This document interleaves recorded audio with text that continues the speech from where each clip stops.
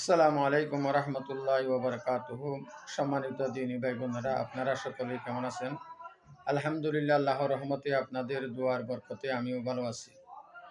সম্মানিত দিনী ভাই বোনেরা, আমি আজকে আপনাদের সামনে একটি গুরুত্বপূর্ণ বিষয় নিয়ে লাইভে এসেছি।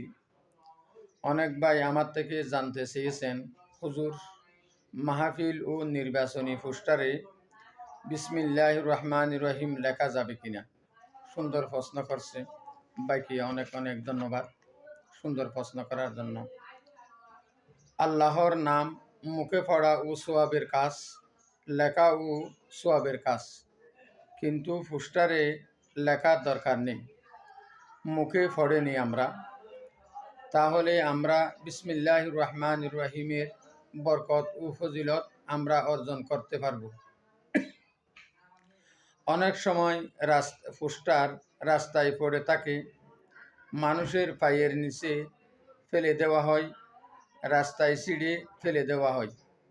এটা কোরআনে পাকের অসম্মান, কারণ এটা কোরআনে পাকের সূরা নমলের আয়াতের অংশ। আল্লাহর নাম সর্বোচ্চ সম্মানজনক নাম আল্লাহর নাম।